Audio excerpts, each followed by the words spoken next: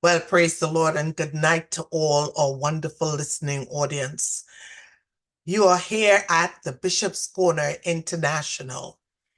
We are excited that you chose to join us tonight. This is a global initiative dedicated to empowering, nurturing growth, and fostering communities among believers worldwide. Again, we say welcome. Thank you for taking the time to just be with us. We are excited to have you. Tonight, we are getting ready for a very special presentation. And we are going to talk about a topic that really involves every one of us. And we are talking about finance. We are saying tonight that money matters. We want to look at budgeting, investing. But before we do that, let me introduce our illustrious panel. First of all, we have none other than our Apostle Lucian Rojas. Sir, welcome to the program. Thank you. And next we have none other than our Leroy Yancer. We are so glad that you chose to be with us. Thank you for having me. We also have Guillermo Burmaxt. Thank you, sir, for taking the time. We can't wait to hear all of that you have to share with us. And last but definitely not least, I call him the financial guru, Pastor Samuel Brown. Welcome, sir, to our platform. We are here to talk about money. We are here to talk about investment. We are here to hear all that you've got to tell us about finances. But just before we begin, I'm going to ask each member of the panel to just quickly, in less than a minute, just talk about themselves and the finances, the area of expertise that they have in finances. I'll start with Apostle Rojas. Well, good night to one and all. And this is Apostle Rojas from Kingdom Finance. I do have a TikTok channel. That's where the young people are at. And a very popular app. I do Kingdom Finance. So you go to Kingdom Finance and follow me. I do trades and stuff like that. And then I have Financial Empowerment with Brother Rowe. That's my YouTube channel, which is kind of dormant. I'm going to get it reignited. But finance is my passion.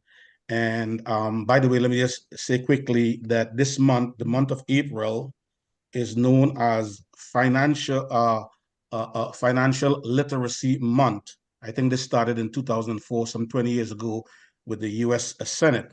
And it is said Americans say that high school left them unprepared for handling money. In fact, 88% of all Americans say high school did not leave them fully prepared for handling money in a real world. And there are 4 pillars, and I'm going to say this and that's it, 4 pillars in terms of financial literacy. Number 1 is debt. There are good debts and bad debt. Number 2, budgeting. We ought not to spend more than we earn. Number 3, what's the other one? The other one is saving. You know, we save to invest. There's something called the 50-30-20. 50% your needs. That's what you need. You have to pay light bill. 30% of what you want. You spend 30% of what you want, and 20% on saving. You have to save to invest, and then finally you invest.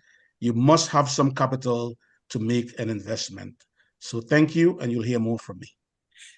Thank you so much, Apostle. Next, we have Leroy Yancer. Tell us about yourself.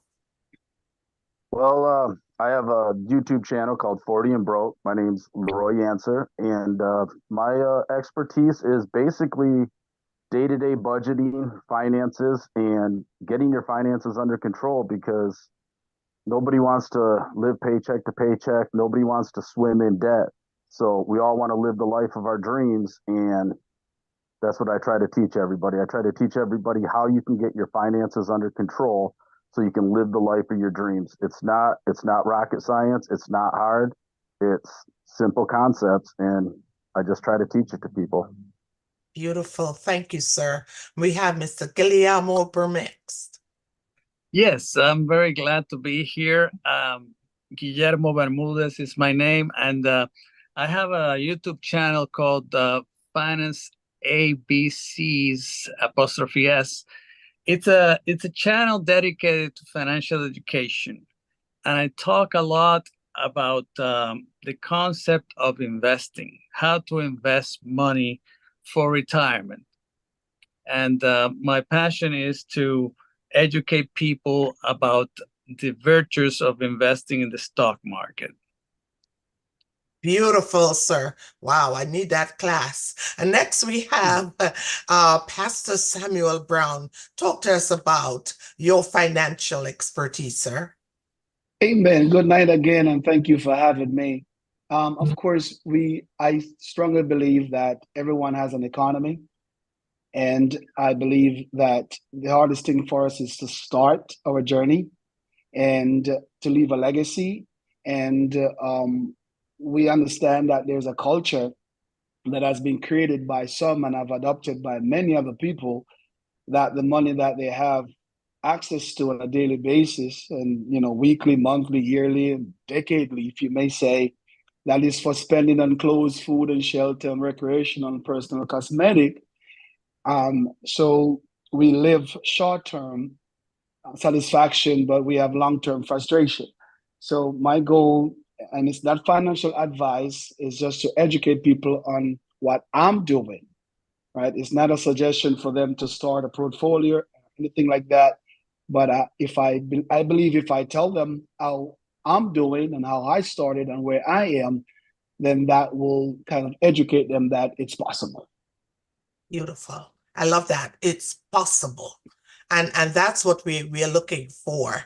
As we get started, we have the special announcement to be done by our creator, which is Dr. Philip Reed. Dr. Reed, are you ready with your special announcement, sir? Yes, I am. Very excited about tonight's subject. I think it's very relevant. Thank you guys for joining me in this endeavor. I really greatly appreciate it. Just want to show you where and how you can get in touch with the Bishop's Corner International. We have pulled away from the PNN network and we have formed our own network. It's called BCI TV. Okay, that's BCI TV. We're looking to partner with churches and places of worship in order to build this network that you can place your announcements, you can get counsel, you can learn about finances. We really want to be a resource to our communities. And so you can go to bci-tv.com to get more information. In this area, you can register your church if you'd like to get one of our programs recorded in your location, or you can join us on the Zoom line just by pressing join us in these letters right here. Also, in the future, we're looking to start a school of evangelism, School of Pastoring, and a School of Missions. The School of Evangelism is a basic course that we take at Liberty Hall Bible Institute, which is held by Liberty Hall Cathedral of Praise. Bishop Scott oversees it. But we'll be going through the course to give you an idea of it so that you can take the course itself and learn a whole lot more about that. if you want to get that activated in your church. Also, the School of Pastoring is all about mentorship. And we've talked about that and the importance of that on this program. So we'll be networking with a group of pastors to help you get through the rough spots in any part of your ministry. School of Missions is all about learning how to do missions, right? And these are all the basic fundamental pillars of the Christian body. So stay tuned for that. There's more of that coming. If you'd like to give a donation to the Bishop's Corner International, there is a page for that as well. So we welcome you to check out the website. Again, that is bci-tv.com. That's bci-tv.com. Coming soon is our app, the BCI TV app. Okay. You'll be able to go to the website, download it to your phone, and whenever we have our programs, you can watch us live or join us in our Zoom room. Thank you so much. Back to you, Dr. Ben. Thank you, Dr. Phil. What a pleasure. And I think the topic we have tonight is appropriate for all that we would like to do and how we would like to see the kingdom of God push forward. Money matters. It really does. And at this point in time, I think a good starting point is to talk about budgeting and investing, financial planning and budgeting. I've got the first question here that I'm going to direct at Mr. Leroy Yancer. Here's the question. What steps can individuals take to establish an effective budgeting strategy? And how does this lay the foundation for successful investing? I would think that the first steps that you could take would be to start a written budget. Everything starts with a written budget. You have to know where your money's going. So a written budget tells you where your money's going. It gives it a job. It gives it a purpose. So you know where it's going instead of wondering where it went. So when you write down all of your expenses, now you know what's going out, i.e. your bills, and what's coming in, your income. And once you figure that out, then it sets the foundation for everything else. And I always say that you have two things in budgeting that are the most important thing. In your financial toolkit, budgeting is the most important thing you can do, a written budget. I do it every paycheck. The most powerful thing you can do is track your expenses. You have to know where your money's going. A written budget, like I said, tells your money where to go, but expense tracking tells you where your money actually went. Most people, they say, well, I don't know where my money went. It probably went to bills. Well, I can look at my calendar and tell you exactly where the last $100 I spent went to. So I know exactly where my money goes. And you need to know exactly where your money goes. Otherwise, it just slips right through your fingers and you're just constantly broke all the time and you don't know where it went to. That's just how it is. And I guess that would be normal. If you're watching this, you don't want to be normal anymore because normal's, Dave Ramsey said normal is broke and people don't want to be broke. And I loved what Pastor Brown said, and I'm paraphrasing because I can't remember it exactly. He said, we want short-term satisfaction and we get long-term frustration. And that is so true. I mean, that hit me pretty good when he said that. I was like, I like that. And it makes so much sense. And if you can't have your money under control in the short term, in the long term, you're just setting yourself up for failure. You want to invest, you want to retire. I know people that talk about when they retire, and I'm like, you don't even have a 401k. You're over 50 years old. How are you going to retire? What do you plan on doing? So the budgeting allows you to look at the money that you have and properly, how do I want to put this? Just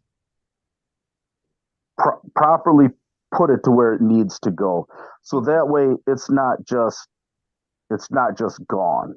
and you're wondering where it went, and then like they say, you've got too much month at the end of your money. So I, I guess the biggest thing I'd say is take a written budget, write down all your expenses, write down all your income, figure it out. And you're not going to get it right off the bat. I've been doing it for years, and I still have to tweak mine, and I still have issues with mine. And I have a YouTube channel where I document all of this. My channel's called 40 and Broke, and I try to document everything I do so that the average person can see that, hey, even people that have been doing this for years mess up. You know, I just had a terrible month in March, and I expense tracked it all, and I was like, wow, I spent way too much money that I shouldn't have. And that's the importance of expense tracking.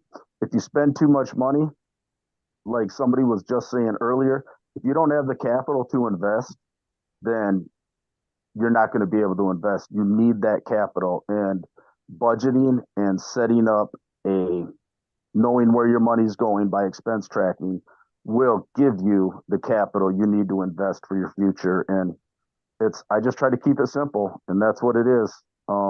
Write it down, write everything down. All you need is a notepad. Get a $1 notepad from Walmart and write everything down. I can't make it any simpler. It's really that simple. It's really that simple. So thank you so much. Write everything down. My question is, I got paid. I got $1,000. What am I'm going to write everything down. I've got bills. But I want to eat out. You know, my feeling is I worked hard, and can I then say, I'm going to go to the restaurant, I'm going to spend $100 on a meal, I deserve it? What are your thoughts on that? What mindset should I have when I'm writing everything down in a budget? Absolutely. You create your budget. There's a saying in the financial coaching world that what I think of as a financial coach, what I think about tithing doesn't matter. It's what you think about it, because it's your money. If you want to set aside $100 to go out to eat, that's your money. You worked for it. I say just set that money aside so that you're not swiping a credit card and just putting yourself in debt. If you have the money set aside already, you're not digging yourself a hole. You create your own budget. If there's a book called The Richest Man in Babylon, and they bring this exact subject up. He says, a guy says, well, I don't want to be restricted by a budget. And he said, well, who creates the budget? Well, I do. Okay, so your budget's going to be as restrictive or as loose as you want it to be. As long as you're not spending more than what you bring in, you will always get out ahead. Beautiful. Thank you, sir. Thank you. That is beautiful. As long as you're not spending more than you bring in, you're going to come out ahead. Thank you. I'm going to get back to my budgeting. I started it, and then I tried to do the budget in my head. It doesn't always work. That's why I find always write myself mine down. missing money, and I thought I lost it, but I spent it. I spent it. Now, I want to indulge Mr. Guillermo. Question number 2. How can individuals assess their risk tolerance and choose investment strategies that align with their financial goals and values? Thank you for the question. I think, to be able to understand what your risk tolerance is, you need to ask the question, what keeps people from participating in the growth of the U.S. economy by investing in stocks and compounding their savings at the highest possible rate? Because stocks traditionally yield more than bonds and more than cash. Stocks in the last 50 years have yielded 10% per year whereas bonds have yielded 5% and cash only 2%. I mean, at the turn of the century, the 1900, John D. Rockefeller was the richest man in the world. And it's amazing that this guy, having all this money, access to all this money, did not live any better than you or me today. You know, at the time he was living, there were no antibiotics, you know, there were no vaccines, you know, medical advances since then have been tremendous. You know, you could get an X-ray, an MRI. Back then you couldn't, you know, and there were people would die from simple diseases that today you can get cured without any problems. You know, supermarkets did not exist. You know, transportation, you know, it's amazing how jet travel has made, you know, convenient travel from one end of the country to another, even internationally. At the time John D. Rockefeller was living, he, you know, you could do any of these things, you know. I mean, he lived and he died before Disney created Mickey Mouse. You know, who hasn't gone to Disney World and the parks and seen you know, the advances in TV, from silent movies to color to you know, feature films now in TV and everywhere. You know, the internet, computers, you know, smartphones. I mean, you name it. The world, humanity has advanced tremendously in you know, in all this time. And if you invest in stocks, you participate in this growth. I mean, you may work for a big company and, you know, you draw a salary, but if you say, well, the company is making all this money and it's progressing and I'm not, but if you invest your savings in the company stock and in stocks in general, then you get to participate. You know, in other countries, you know, you can't do it. You know, if you live in Russia, if you live, you know, in Asia, in Africa, you know, you cannot have the option to participate in the growth of the country's economy. You know, so I would answer the question: what keeps people from participating in the growth of the U.S. economy by investing in stocks and compounding their money at the highest possible rate of 10% instead of 5%? I think, first of all, it's probably lack of money.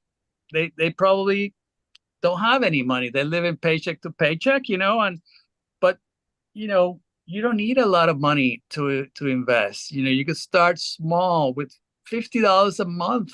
You know, that if you invest $50 a month in the stock market, that's only about $600 a year. Over 50 years, that's $30,000 invested. 30,000. You know, if you're putting it under your mattress, that's $30,000.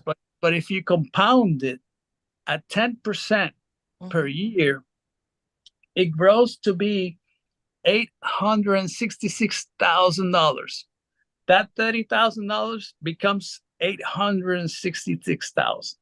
So imagine, you know, if you, instead of investing it in stocks, you invested in bonds at 5%, instead of having 866,000, you would have $133,000. You know, not even half, not even a quarter. You know, it's amazing the way compounding works. Is the return is exponential. So so a lot of people think, well, I don't want to lose money. You know, they have the fear of losing money, and they have the lack of knowledge of how to invest, and they don't understand the uncertainty of the short-term volatility, because they think stock prices move like this, up and down horizontally forever. And it's not true. If this were the case, then you need to know when to buy here and when to sell in order for you to make money. And that's very stressful, because you have to keep track of the market and know exactly what's going to happen next. And nobody knows what's going to happen next. But this is not true. This is the perception. The reality is that it's more like this. There is short-term volatility, but in the long term, it goes up, you know, and that's the reality over the last 150 years, you know, and it's going to continue to be. And so it doesn't matter if you buy here, you know, in the end, it's going to be higher. You know, if stock prices go down 20% like they did in 2022, only a year and a half ago, what are you going to do? Are you going to say, oh my God, I lost 20% of my money. I'm going to sell right now so that I don't lose it all. That's the reaction of a lot of people. And it's wrong, because that's the time that you have to buy more, or you stay the course if you don't have any money. But if you have $50 a month left over from your budgeting, then you can move ahead, because really all you need to invest is three things. The first one is time. You need time for your money to compound, because that's the way it grows from 30,000 to 866,000. You have to have the guts to see the short-term volatility without panicking, you know, and bailing and running to the exits. And you need to have a little bit of money. You need to have a little bit of money. If you don't have $50 a month, then you can't participate. You can't join the bandwagon and go through this ride. So yeah, so you know, if you have any questions, I'll be happy to answer them. Beautiful. Thank you. So you're telling me that it's important for us to budget so that we know where our money is going, so we know what we're spending on and where, so that we can have a little extra that we can invest and get good long-term returns. So I have a question for Pastor Sam. What are some practical tips for building wealth over time? And how can individuals set and achieve long-term financial goals through strategic investment and savings? Well, keynote, and once again, this is not financial advice. It's just what I'm doing, and I'm sharing my knowledge. First thing, you have to know why. Why am I investing? Why should I invest? What's the benefits of me investing? Now, for me, I live my life with the 5 Ps when it comes down to investing into my future. Is that I live the 5 Ps, which is proper preparation prevent poor performance. I'll repeat it again. Proper preparation prevents poor performance. There's 3 principles that I live by in my financial journey, is that I educate myself, then I test it, then I execute it. Now, what I tell people every day is that everything boils down to a percentage. And we work hard and we want to play hard.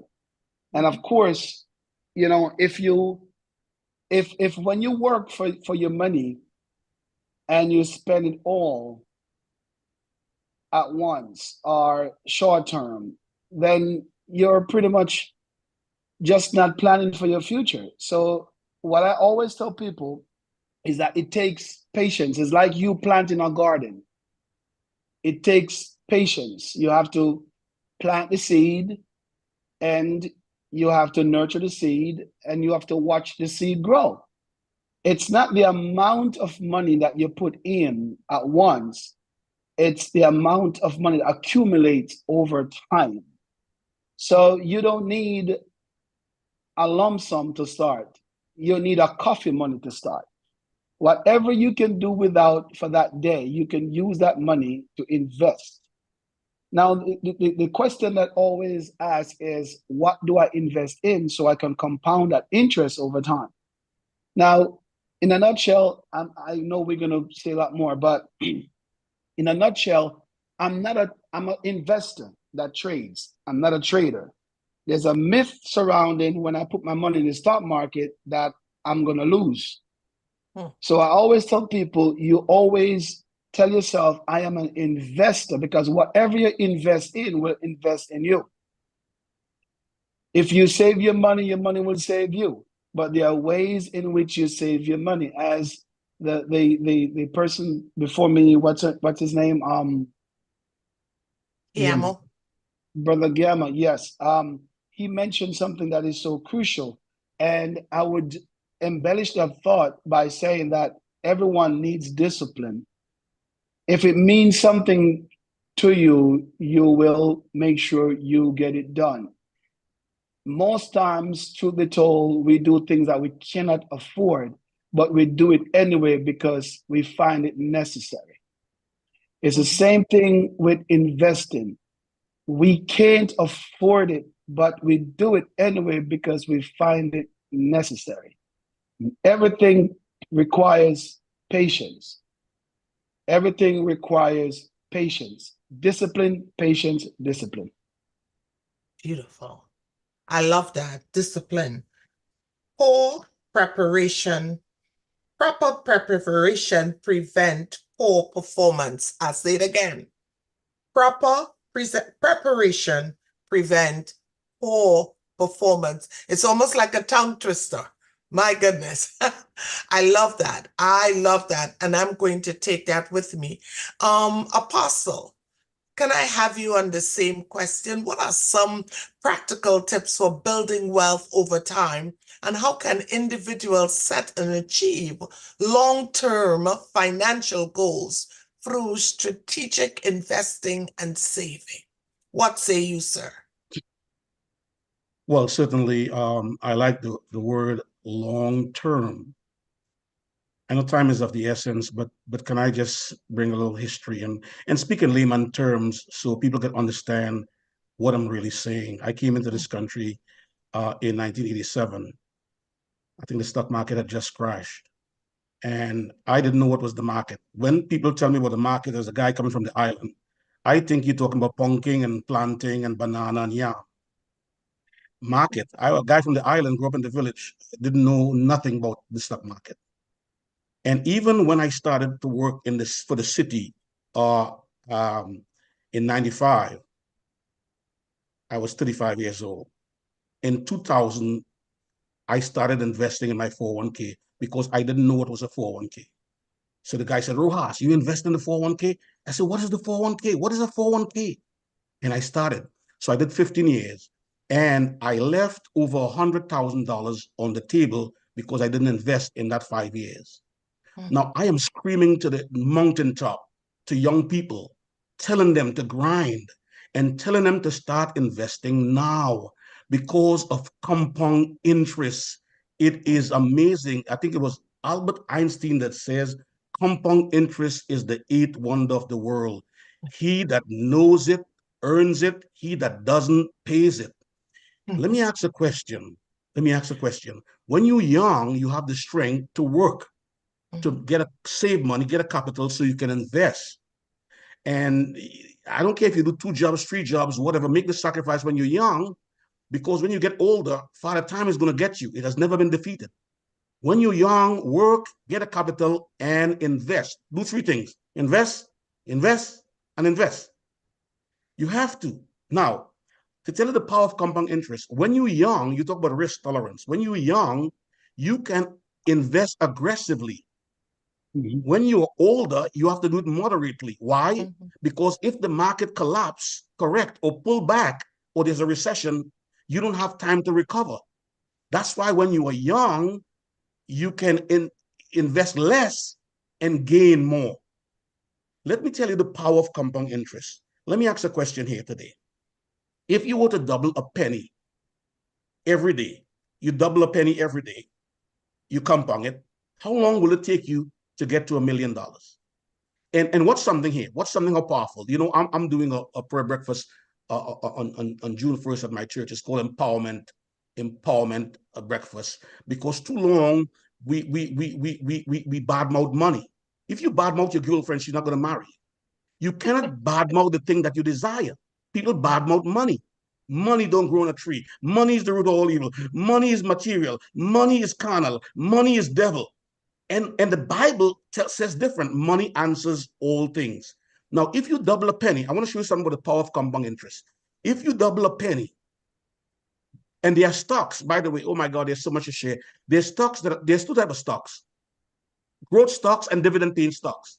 And I tell people, why not invest in the things you use every day? I have McDonald's coffee and my kids like Happy Meal. I spend money at McDonald's. It's over $200 billion in market cap. And guess what? McDonald's is going to pay you $5 a year in dividend just for owning one share. So if you have 100 shares of McDonald's, they'll give you $500 a year. And when you compound that, you're on your way to a great retirement. So here what? To tell you how compound interest is amazing. And young people, I feel like I could go into all the schools and talk to young people. I feel like I could get all the young people in the church and tell them about the power of investing. So on first day one, you double a penny. Day two, it's 2 pennies. Day 3 is 4 pennies. Stay with me. Day 4 is 8 pennies. 4 by 2 is 8. Day 5 is what? 16 pennies. Day 7 is 64 cents. Day 8 is $1.28. You say, but that's no kind of money. But you go to 16 days, and by 16 days is $327,000. By day 17 is $655,000, and by day 18 you have passed $1 million. You are $1.3 million in 18 days if you double a penny. So, for example, when I retired in 2015, I took some money and put it in a self-directed IRA. A young guy from college invested it for me. I didn't know how to invest. At that time, they bought a stock called Microsoft, which is the largest company in the world today in terms of market size, $3.1 trillion. They have surpassed Apple. Do you know what's the GDP of United Kingdom, which is about the 6th richest country in the world? 3.1 trillion. And if I go to talk about trillion, it will confuse all of us with the zeros. But that's what Microsoft does. And most of us here today, we're probably using Microsoft right now, or Windows, or whatever, Words, or 365, whatever, or clouds. And so guess how much we paid for Microsoft in 2015? I'm talking in layman's terms. Because the stock market go up on average for 10% every year. And people say, it's gambling. I don't know what to do. Stock market, you trade away your money. What about if the market crash? And you hear these. Paul says, brethren, I would not have you to be ignorant. My people are destroyed for a lack of knowledge, not for a lack of sincerity or good intention. And people are ending up broke at the age of 65, barely having a social security check and struggling. And I started late. I'm a late bloomer. You know, I started investing during the pandemic. You know, the Bible said all things work together for good. That which was meant for evil. In 2020, I sat there on my bed. My wife had COVID. Couldn't go outside, look at CNBC, and say, I'm going to try Robinhood. I put $10. I was scared. I said, maybe it's a scam. I put $10. And then I got hooked. I put $100, $1,000. And so I started investing. But my point is, when I retired in 2015, one of the stocks in that portfolio, I have about 4 portfolios, that portfolio was about $57, $56 a share for Microsoft. Today, Microsoft was trading for $420 a share. My money went up by 600%. And in 20, I bought Microsoft also for average cost of $157. It has doubled. It has doubled. So what I'm saying is, the first 8 days, the penny turned into $1.64. But by day 16, it was 300,000. And by day 18, it was over 1 million. So if you invest while you're young, I tell you, you this powerful. You know, if you go for insurance, if I go for insurance right now, the premium is going to be crazy high. You know why? Because I'm over 60. A guy for 21 years old, he will pay peanuts on a term insurance because he's young. And people are not investing. They say, I cannot afford to. You cannot afford not to. If you put away, I told all my kids, I have a meeting with them, all of them, they have to invest for the child's college. And if they put in $50 a week, $50 a week, reoccurring, compound, dividend. They'll have money for the child's college.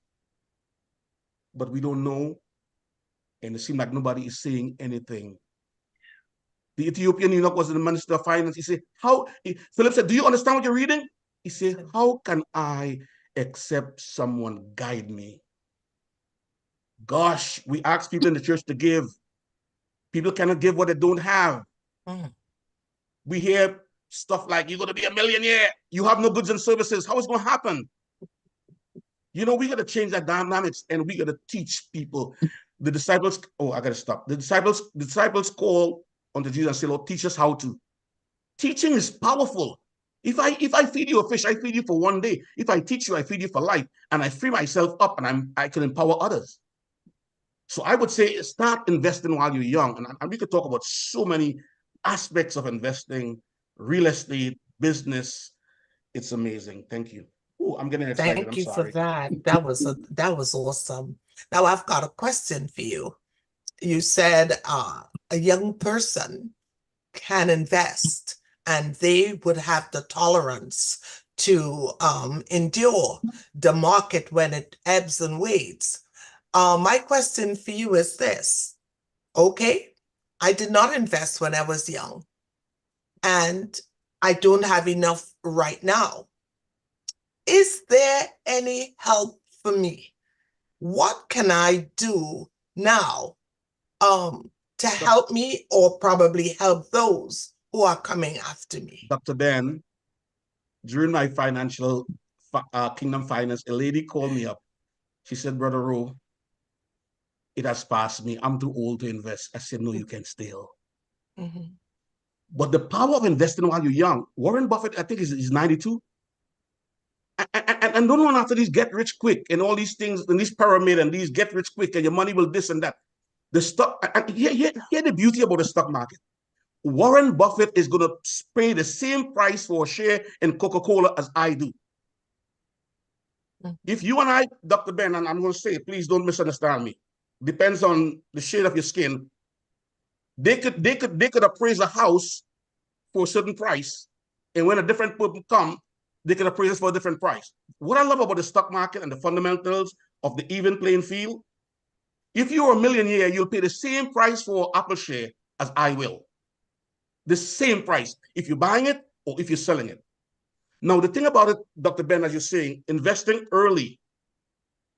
Listen, we had a dot-com bubble, the housing crash, the pandemic pullback, and guess what? The S&P is at an all-time high.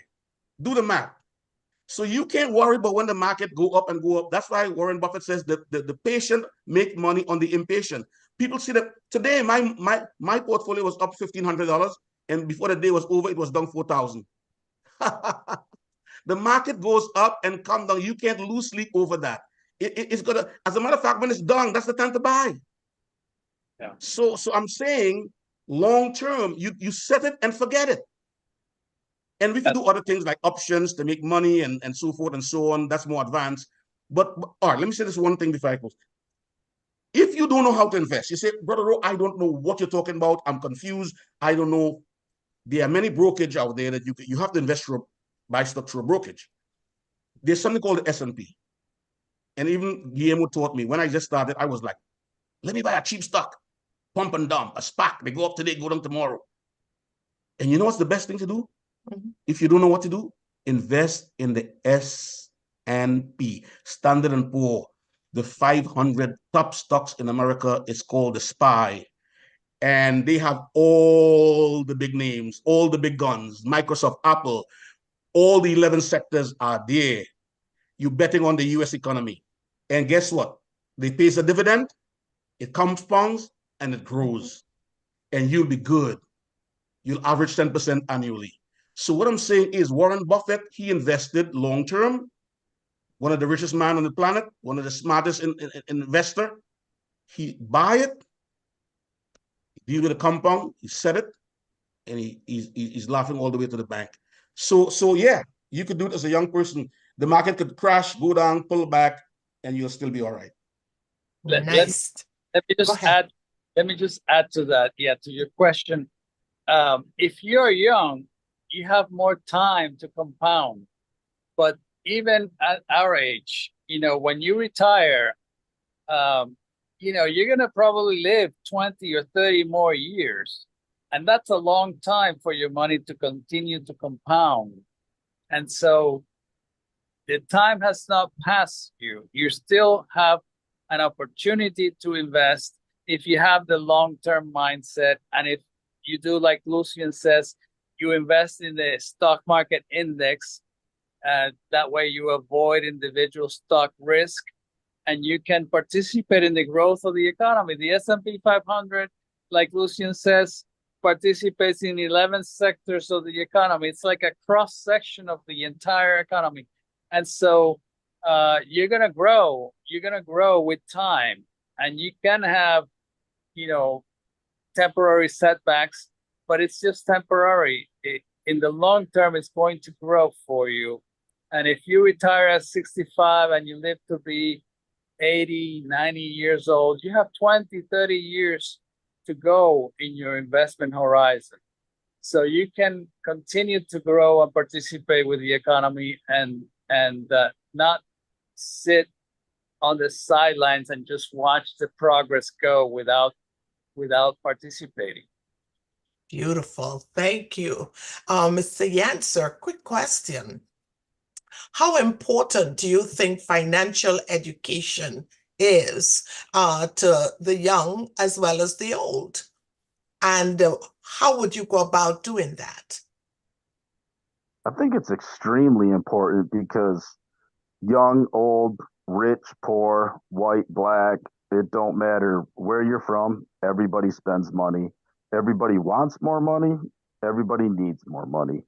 So how would I go about teaching financial literacy? Well, I have a couple books I actually wrote on financial literacy. One's kind of like an autobiography of my story, and then another one's a financial course. But I just teach my kids. I try to show them by example. I talk about finances all the time, and kind of jumping back to what Apostle Lucian and Guillermo were saying with the investing. In layman's terms, putting it simple, if all of this is confusing you like crazy, go to your bank, go to your credit union. They all have financial advisors for you, and they will help you. It's normally, I assume, it's free of charge. And you just have to set up an appointment. You go in, these are my finances. They'll help you set stuff up for you. It's a service that most banks and credit unions offer for free. So, and a lot of banks and credit unions, they're trying to push towards helping people with their finances, and they're setting up financial advisors, they're setting up financial coaches. And a financial coach and a financial advisor are vastly different. I consider myself a financial coach. I'm not a financial advisor. I don't give anybody financial advice. My job is to talk you through what you're doing, help you in the day-to-day, down in the dirt. A financial advisor, they're giving you the 20,000-foot overview. It's, well, you bring in $1,000, a month, you should be able, no problem, to set aside X amount. And you're like, well, I can't how am I going to set this aside? And that's where I come into play. We get right down into the dirt, right down into the nitty gritty. And I'm like, okay, this is what you have. This is what you're doing. This is what is important to you. And that's the biggest thing. It's just finding the why. Like Pastor Brown said, you've got to know your why. Your why is crucial. And it's keeping it simple. If you make it overcomplicated, you're going to burn out. And it's simple. When my investing strategy is extremely simple. I buy gas at Marathon, so I invest in Marathon. I drink way too much Mountain Dew and Pepsi products, so I invest in Pepsi, and just little things like that. If you use it and it's a big company, good chances it's being traded on the stock market. And That's what I invest in. I invest in things I use. And Beautiful. that's what I try to teach people. I just try to teach people, keep it simple. Keeping it simple is your best strategy that you can have. True. Beautiful. Thank you. So keeping it simple is the best strategy you can have. Pastor Sam, let me ask you this from a very practical standpoint. What, in your estimation, what position should I be in if I want to invest? I make $1,000 a month. I sure have a mortgage, but I don't have a savings account. And my checking account, if I'm not careful, it goes, it goes below. And you get return checks if there is such a thing still. And I don't have a savings, but I see the need to invest. How should, in your estimation, should I structure my life so that I can invest? Well, everyone choose their heart. Everyone choose their heart. Okay. So it's interesting because I always believe that the person who have a savings account and don't have an investment account is setting up themselves for failure. Mm-hmm. It might sound a little raw, but savers live in fear of being broke. Mm-hmm. Investors gain confidence knowing that they have a tree that even if they cut the branch, it has the ability to grow back. It's like the callaloo. In Jamaica, we plant callaloo. Mm-hmm. And as long as we water the callaloo and fertilize the callaloo and take care of the callaloo, every week we can go and cut At the callaloo and leaves. have dinner. Mm-hmm. See, it's investment to me is like planting a tree. No one plants a tree and it bears fruit the same day. So if you believe you can afford it, maybe it's not for you. It should be something you can't afford, but you see the necessity in making the sacrifice, knowing that I am compounding my interest. Now, let me say this about setting up your portfolio, doctor, with the little you have.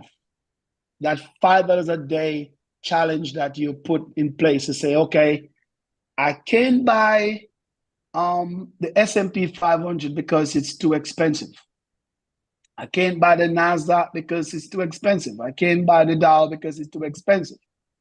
Now, I have to educate myself to see what can I buy that will give me a return, and how do I rebalance that portfolio over and over. As I hear Apostle Roa said that his portfolio went up today, and then it went down more than what it went up during the same trading period. Now, with me, I'm a technical trader, but I'm a long-term investor. So 20% of my portfolio, I trade. 80% I invest. Now, when I make gains from my trading, I put it in my long term. Now, go back to your job. You only make $1,000 and your expenses are more than what? That means your economy is unbalanced. You have more demand than supply. So you're in an inflation mode, right? So how do I get myself out of inflation? Now, if I used to eat pig's tail, oxtail, turkey, steaks on Sundays, then I know it's going to cost me XY. Now, for me to be able to afford investing out of that money that I can't afford, then I have to put myself in a recession by now, instead of eating oxtail, I am going to eat chicken wings that cost less. And if I used to eat 2 pounds, now I'm going to eat 1 pound, because I am making it possible, you understand, to invest in myself, making it possible for me so I can take from what I can't afford so it can help me to compound my interest. Now, what I do is to take 1%. 1% is a sacrifice. I teach my kids this, and I heard Pastor Rowan say the same thing. I teach my kids this. Every single person has to invest, and they has to budget. If your paycheck is $10 today, this week, and when you budget, you have nothing left, you're not budgeting right. That means if you used to buy a burger, now you're going to come home and eat what's in the house for that week, because you will not go over your budget. Or else you're going to find yourself in trouble, because I believe that investing in yourself is priority. Paying your tithe is great. Paying the mortgage is awesome. Paying the light bill, it's awesome. But paying yourself is more important. What do I do with the money that I use to pay myself? I invest that money so that that money can continue to invest in me. So, of course, you can't afford it, Dr. Ben. You're not supposed to be able to afford it.